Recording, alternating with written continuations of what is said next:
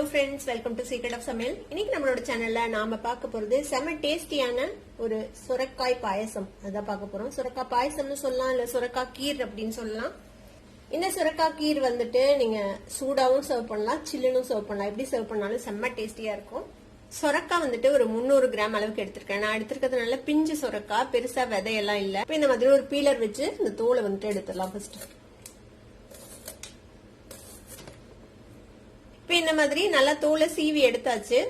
நீங்க யூஸ் பண்ற சொரக்காய் வந்துட்டு ஒருவேளை விதை வந்து ரொம்ப முத்தலா இருக்குது அப்படின்னு ஃபீல் பண்ணீங்கன்னா இது ரெண்டா கட் பண்ணிட்டு நடுவில் இருக்கிற விதை பகுதியும் கூட நீங்க வந்துட்டு நீக்கிடலாம். இதுல அவ்வளவு முத்தலா இல்ல, அதனால நான் அப்படியே தான் சீவ போறேன்.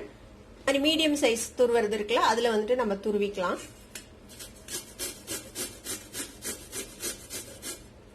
பாருங்க, இந்த மாதிரி நம்ம துருவிக்கலாம். எல்லாத்தையும் மொத்தத்தையும் துருவிட்டு உங்களுக்கு வந்துட்டு காட்டுறேன்.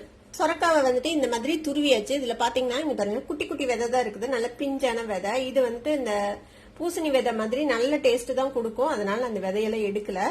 இந்த மாதிரி குட்டியா பிஞ்சு விதையா இருந்தா நீங்க அப்படியே போடலாம். ஒருவேளை முத்தலா இருந்தா மட்டும் நீக்கிக்கோங்க, ஏன்னா இந்த விதையுமே வந்துட்டு ரொம்பவே ஹெல்தி. ஒரு சிலர் வந்துட்டு இந்த சொரக்காயோட தண்ணியை புளிஞ்சு எடுத்துட்டு அதுக்கப்புறம் பாயசம் செய்வாங்க. நான் இன்னைக்கு வந்துட்டு தண்ணியை புளிய போறது இல்ல, நம்ம எப்படி அதை வதக்க போறோம், இந்த தண்ணி வந்துட்டு அதுலயே சுண்டிடும். ஒரு பேன் அடுப்புல வச்சிருக்கிறேன். இதுல வந்துட்டு கொஞ்சமா நெய் விட்டுக்கலாம். இது வந்து நம்ம ட்ரை ஃப்ரூட்ஸ் எல்லாம் வறுத்துக்க போறோம், முந்திரி திராட்சை அதெல்லாம். இதுல வந்து கொஞ்சமா முந்திரி பருப்பு இந்த மாதிரி நறுக்கி வச்சிருக்கிறேன், ஒரு 4-5 அதை போட்டுக்கலாம். இந்த ட்ரை ஃப்ரூட்ஸ் எல்லாம் உங்களுக்கு என்ன பிரியமோ அதை நீங்க போடலாம். நான் இன்னைக்கு முந்திரி திராட்சை பாதாம் பருப்பு பிஸ்தா பருப்புன்னு எல்லாமே சேர்த்துறேன். உங்களுக்கு என்ன பிரியமோ அதை வந்துட்டு நீங்க வந்துட்டு சேர்த்திக்கலாம். முந்திரி பருப்பு லேசா செவக்க ஆரம்பிக்குது. இப்ப இந்த ஸ்டேஜ்ல நம்ம எடுத்து வச்சிருக்கிற காஞ்ச திராட்சை பாதாம் பருப்பு பிஸ்தா பருப்பு அதையுமே சேர்த்திக்கலாம். திராட்சை வந்துட்டு நல்லா உப்பி வந்ததும் இதை நம்ம தனியா எடுத்து வச்சுக்கலாம். இப்ப எல்லாமே ரோஸ்ட் ஆயிடுச்சு பாருங்க. இப்ப இதை தனியா எடுத்து வச்சிடலாம். நம்ம ஒரு கிண்ணத்துல இந்த நெய்யை விட்டுட்டு இந்த வெறும் நட்ஸ் மட்டும் எடுத்து வச்சிடலாம் தனியா. இப்ப இதே நெய்யில நம்ம வந்துட்டு துருவி வச்சிருக்கிற இந்த சொரக்காயை போட்டு வதக்கிக்க போறோம். இப்ப இந்த சொரக்காவை இந்த நெய்யிலேயே வந்துட்டு நம்ம வதக்கிக்க போறோம். இதுல இருக்கிற இந்த தண்ணி சத்தெல்லாம் போய் இந்த சொரக்காவோட பச்சை வாசனை எல்லாம் போய் நல்லா வதங்கி வரணும், வெந்துடணும் கிட்டத்தட்ட இந்த சொரக்காய் இந்த நெய்யிலேயே. அந்த அளவுக்கு இதை வந்துட்டு நல்லா வதக்கிக்கலாம். 5 to 6 நிமிஷம் ஆகும் இது வதங்குறதுக்கு. அந்த சொரக்காய் வதங்கட்டும். இதுக்கு இடையில நான் வந்துட்டு ஒரு 1/2 லிட்டர் அளவுக்கு பால், 2 கப் அளவுக்கு பால் ஒரு பாத்திரத்துல விட்டு இதை வந்துட்டு சூடு பண்றேன்.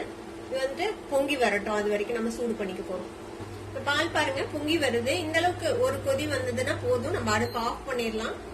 ஏன்னா மறுபடியும் சொரக்காயோட சேர்த்தியும் இதை வந்துட்டு சுண்ட விட போறோம். அப்ப வந்து இன்னும் கொஞ்சம் திக்காய்க்கும் பால். அந்த சொரக்காயில இருந்து நம்ம தண்ணியை வந்துட்டு பிழிஞ்சு எடுக்கல, அதனால இங்க பாருங்க தண்ணி வந்துட்டு விடுது. இந்த தண்ணி வந்துட்டு நல்லா சுண்டி வரணும், அது வரைக்கும் நம்ம இதை வந்துட்டு நல்லா வதக்கிக்க போறோம். இப்ப பாத்தீங்கன்னா தெரியும், இந்த சொரக்கால இந்த தண்ணி எல்லாம் சுண்டிருச்சு. இப்ப கிட்டத்தட்ட ஒரு 3/4 பங்கு இந்த சொரக்காய் வந்துட்டு வெந்திருக்கும். அந்த பச்சை வாசனை போயிருச்சு, இந்த நெய்யோட வாசனை தான் வருது இப்போ இந்த சொரக்காயில இருந்து. இப்ப இதுல நம்ம பால் காய்ச்சி வச்சிருக்கிறோம்ல, அந்த பால் தேவையான அளவுக்கு ஊத்திக்க போறோம். இதுலயே கொஞ்சம் பால்ல மிச்சம் வச்சிருக்கிறேன். இப்ப இது இந்த பால்லயே வந்துட்டு இந்த சொரக்காய் வந்துட்டு வேகணும். இப்ப இந்த ஸ்டேஜ்ல நான் கொஞ்சமா குங்குமப்பூ சேர்த்து போறேன், ஒரு 4-5 ஸ்ட்ராண்ட் ஆஃப் குங்குமப்பூ. இது வந்து ஆப்ஷனல் தான், இருந்துச்சுன்னா சேர்த்திக்கோங்க, இல்லைன்னா தேவையில்லை. இது ஒரு லேசான ஒரு எல்லோ கலர் டிண்ட் கொடுக்கும் இந்த குங்குமப்பூ. குங்குமப்பூ இல்ல உங்களுக்கு அந்த கலர் வேணும் அப்படின்னு நினைச்சீங்கன்னா ஒரு பிஞ்ச் ஆஃப் மஞ்சள் பொடி கூட நீங்க சேர்த்திக்கலாம் குங்குமப்பூக்கு பதிலா. இது வந்துட்டு இதுலயே வெந்து கொஞ்சம் சுண்டட்டும், கொஞ்சம் திக்காகட்டும் இந்த பாயசம் சுரக்காய் வெந்து. இது இப்படியே வேக விடலாம்.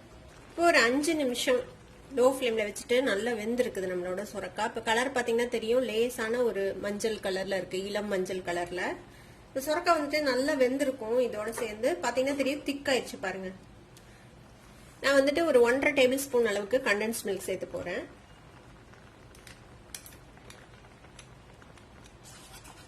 இனிப்பு வந்துட்டு உங்களோட ப்ரிஃபரன்ஸ் தான், உங்களுக்கு எந்த அளவுக்கு இனிப்பு வேணுமோ அந்த அளவுக்கு பார்த்து நீங்க வந்துட்டு சேர்த்திக்கோங்க. முழுக்க முழுக்க கண்டென்ஸ் மில்க் ஊத்தியும் செய்யலாம், முழுக்க சர்க்கரை போட்டும் செய்யலாம், அது வந்து உங்களோட விருப்பம் தான். கண்டென்ஸ் மில்க் கொஞ்சம் மீதம் இருந்தது வேற ஒரு ஸ்வீட்டுக்கு செஞ்சுட்டு, அதனால நான் இந்த கண்டென்ஸ் மில்க் யூஸ் பண்றேன். இல்லைன்னா நீங்க சர்க்கரை போட்டு செஞ்சீங்கனாலுமே இது ரொம்ப டேஸ்டியா தான் இருக்கும். ஏன்னா நம்ம முழுக்க பால் தான் விட்டுருக்கோம், அதனால அதுவே ஒரு கண்டென்ஸ்டு ஃபீல் தான் கொடுக்கும். இது கூடவே கொஞ்சமா சர்க்கரை சேர்த்திக்கலாம், ஒரு 1.5 டேபிள் ஸ்பூன் அளவுக்கு சர்க்கரை. சர்க்கரை வந்துட்டு கரையட்டும். இது கூடவே ஏலக்காய் பொடி நான் கொஞ்சமா சர்க்கரை சேர்த்து அரைச்சு வச்சிருக்கிறேன். ஏலக்காய் தூள் கொஞ்சம் சேர்த்துக்கலாம். நம்ம வந்துட்டு வறுத்து வச்சிருக்கிறோம்ல இந்த ட்ரை ஃப்ரூட்ஸ் அதை வந்துட்டு போட்டுக்கலாம். நான் கொஞ்சம் கார்னிஷ் பண்றதுக்கு வச்சுட்டு மீதி எல்லாம் சேர்த்த போறேன்.